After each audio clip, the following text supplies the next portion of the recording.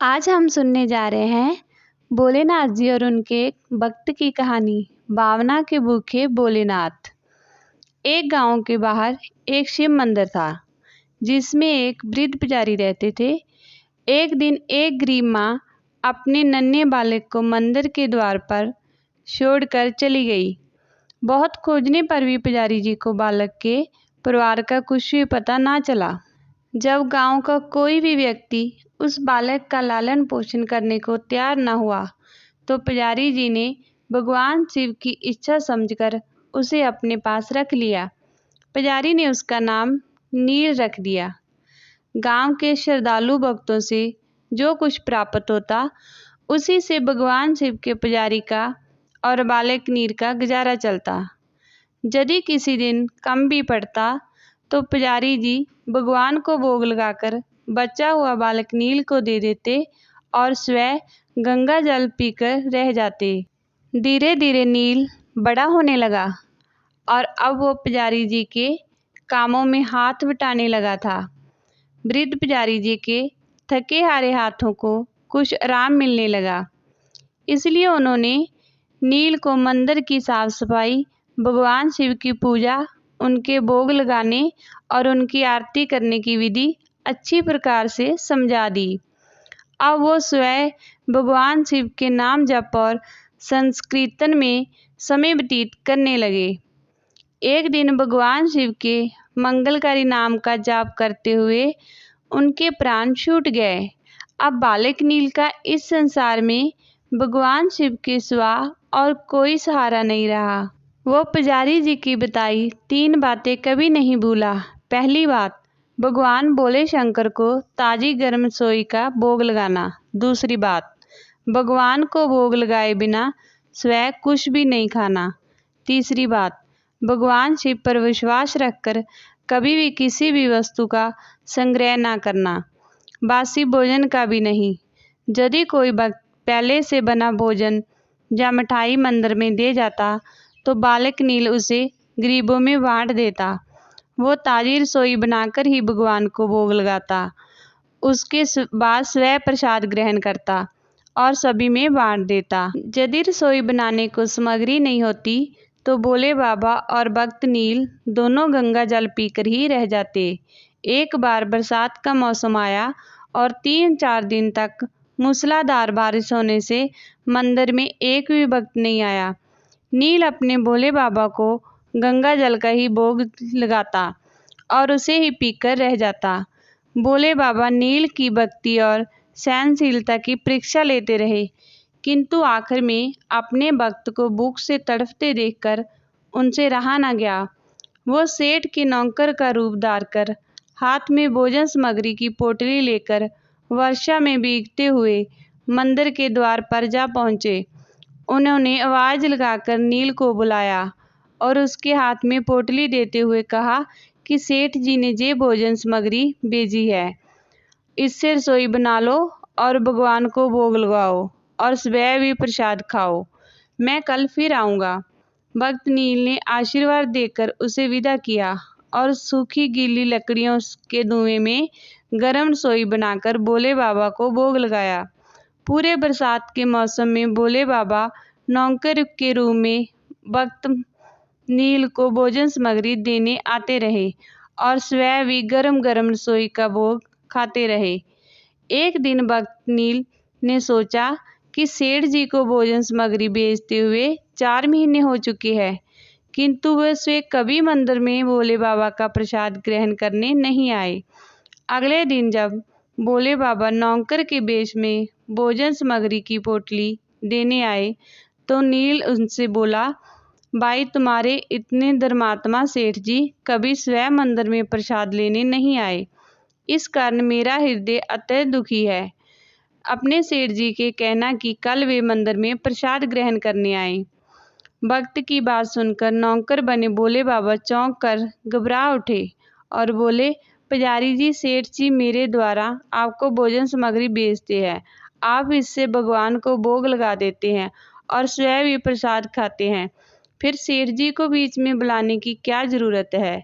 जैसा चल रहा है वैसा ही चलते रहने दीजिए। नील बोला, ऐसे कैसे चलने दूं? आपके धर्मात्मा सेठ जी इतने दिनों से भोजन सामग्री भेज रहे हैं, क्या मैं उन्हें भगवान का प्रसाद देने का अपना कर्तव्य भी पूरा न करूं? मैं किसी का उधार खाने वाला नहीं हूँ। अपने सेठ जी से कह देना कि यदि कल भोले बाबा का प्रसाद ग्रहण करने नहीं पधारे तो मैं उनकी भोजन सामग्री लेना बंद कर दूंगा। नौकर बने भोले बाबा तो अपने भक्त की अकड़ देखकर कांप उठे और ये सोचकर मन ही मन हंसे कि वो आज तो लेने वाला ही देने वाले को दोष दे रहा है। लेकिन सरल हृदय भक्त को मनोबल देखकर वो बोले, ठीक है पुजारी जी, कल सेठ जी मंदिर में प्रसाद ग्रहण करने जरूर पधारेंगे। दूसरे दिन बड़े सवेरे ही भोले बाबा नौकर के बेश में दूध और बहुत सारी भोजन सामग्री लेकर मंदिर पहुंच गए। नील चौंकते हुए बोला, भाई आज इतनी सारी भोजन सामग्री किस लिए? नौकर बने भोले बाबा बोले, पुजारी जी भूल गए क्या? आज आपने सेठ जी को प्रसाद के लिए बुलाया है, इसलिए आप रसोई बनाइए और भोले बाबा को भोग लगाइए। ये बता दीजिए कि सेठ जी किस समय पधारे। नील ने प्रसन्न होकर उन्हें सेठ जी के आने का समय बता दिया और भक्त नील की इच्छा पूर्ण करने के लिए भोले बाबा कैलाश पर सेठ का रूप धारण करने लगे। इधर अपने स्वामी को एक प्यारे भक्त के जहाँ दावत पर जाने का समाचार सुनकर ममतामयी अन्नपूर्णा माँ पार्वती भी भला कैसे पीछे रहती। वो भी पति की आज्ञा लेकर सेठानी का रूप धारण करने में जुट गई। भोले बाबा ने अपने गले से मुंडों की माला उतार दी, शरीर पर लगी बगंबर और बाहों और कानों में पहने सांपों के हार भी उतार कर रख दिए। उन्होंने एक मखमल का कुर्ता धारण कर लिया, अपनी जटाएं भी सीधी कर उनमें गंगा और चंद्रमा को छुपा लिया। एक सुंदर रंग बिरंगी पगड़ी पहन ली। हाथ का त्रिशूल और डमरू भोले बाबा ने नंदी के हाथ में थमा दिया। पार्वती जी के तैयार होने की प्रतीक्षा करते हुए कैलाश पर चहलकदमी करने लगे। पार्वती जी ने सुंदर बनारसी साड़ी पहनी, जिसका रंग सेठ बने शिवजी जी के कुर्ते से मेल खा रहा था। सोने चांदी और हीरे के जगमगाते हुए आभूषण धारण किए भगवान गौरी शंकर सेठ सेठानी का रूप धारण कर कैलाश से अपने भक्त के जहाँ दावत के लिए चल पड़े। भक्त नील आज सुबह से ही सेठ जी के स्वागत में तरह तरह के पकवान बनाने में जुटा हुआ था। वो अपने भोले बाबा का भोग तो चलते फिरते बना लेता था, किंतु आज उसे कई महीनों से भगवान को भोग लगाने के लिए सामग्री भेजने वाले सेठ जी को भोजन प्रसाद देना था। अंत आज उसने भोजन बनाने में अपनी सारी पाक कला चौक डाली थी। उसने सेठ जी द्वारा भेजे हुए चावल धोकर खीर बनाई और तरह तरह के पकवान भी बनाए। रसोई बनाकर भक्त नील पुण्य स्नान करने चला गया, ताकि स्वस्थ वस्त्र पहनकर भोले बाबा को भोग लगा सके और सेठ जी को उनका प्रसाद खिला सके। जब भक्त नील स्नान करके लौटा तो देखा सेठ जी प्रसाद ग्रहण करने के लिए स्वयं तो आए ही है, साथ में अपने सेठानी जी को भी ले आए हैं। नील ने झट से दोनों से राम राम की, उन्हें आसन देकर बैठाया और बोला, मैं अभी भगवान को भोग लगा कर आता हूँ, फिर आपको प्रसाद परोसूं। भावना के भूखे भोले बाबा से भूख सहन नहीं हो पा रही थी, इसलिए वो बोले, पुजारी जी भगवान को जल्दी से भोग लगाइए, मुझसे भूख सहन नहीं होती। नील बोला, सेठ जी भूख तो मुझे भी बड़े जोर से लग रही है, किंतु मैं अपनी भूख के कारण भगवान को भोग लगाना नहीं भूलता। यदि दुनिया के सारे लोग इसी तरह अपनी भूख के लिए भगवान को भोग लगाना भूल जाए तो भगवान तो भूखे ही रह जाएंगे। सेठ जी बने भोले बाबा एक पतल उठाते हुए बोले, पुजारी जी आप भोग लगाइए, इधर मैं पतल परोस लेता हूँ, मुझसे भूख सहन नहीं हो पा रही है।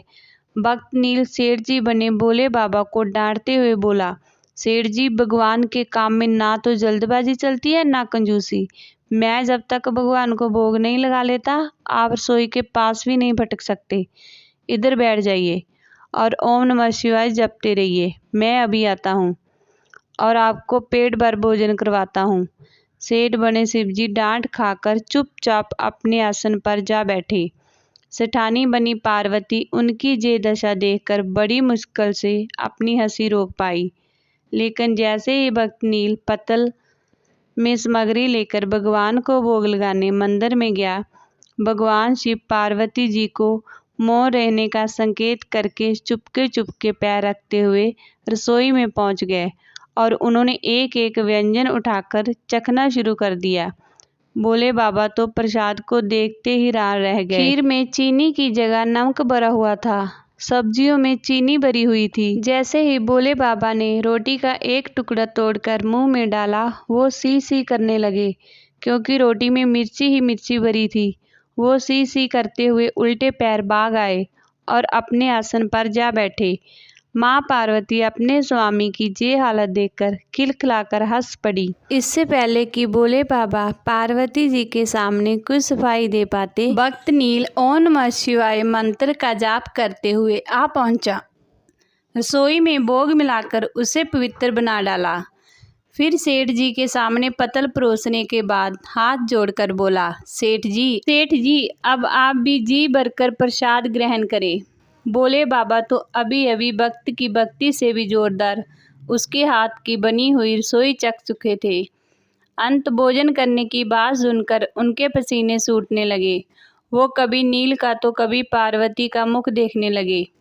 नील को सेठ जी की ढील बर्दाश्त नहीं हुई और बोला, सेठ जी अब क्या हो गया? आपको अभी अभी तो इतने तावले हो रहे थे, अब आप भोजन क्यों नहीं करते? तभी तो माता जी भी प्रसाद ग्रहण करेंगी और फिर मैं भी प्रसाद खाऊंगा। नील की ललकार सुनकर भोले बाबा ने चुपचाप खीर का कुल्हड़ उठाया और सारी नमकीन खीर गटागट पी गए। कुल्हड़ खाली होने की देर थी कि नील ने उसे जट से भर दिया। अपने प्रिय भक्त के हाथों से परोसे हुए भोग में भगवान को आज दुगना स्वाद आ रहा था। नील खीर परोसता गया और भोले बाबा पीते गए। माता पार्वती भक्त और भगवान दोनों के प्रेम को देखकर मतमुग्ध होती रही।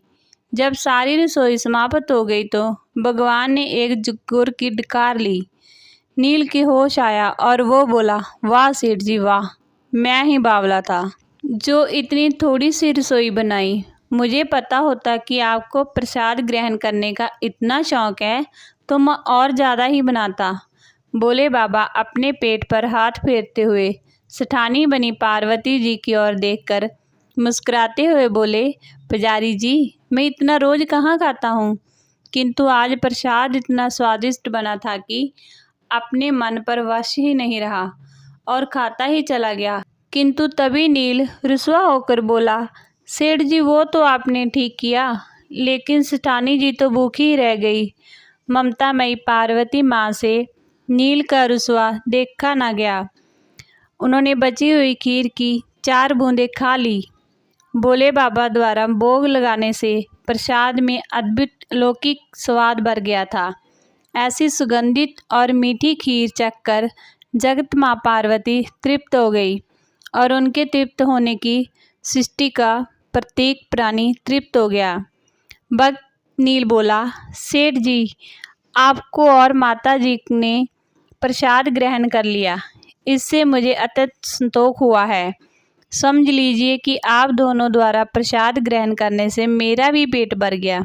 मेरे तो वैसे भी महीने में 4-4 एकादशी हो जाती है, किंतु मैं भी एक दाना ले ही लेता हूँ, जिससे कि भोले बाबा के प्रसाद का अनादर ना हो।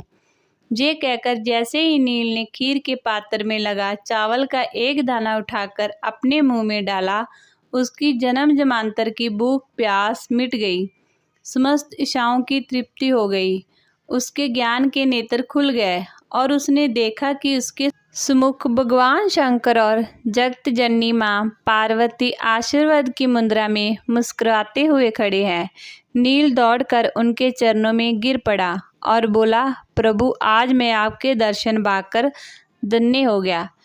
ये थी हमारी आज की प्यारी सी कहानी। ओम नमः शिवाय। आप भी कमेंट में ओम नमः शिवाय लिखना मत भूलना। दोस्तों आज की वीडियो अच्छी लगी हो तो कृपया इस वीडियो को लाइक और शेयर ज़रूर करना और चैनल को सब्सक्राइब करना बिल्कुल नहीं भूलना। Thank you for watching.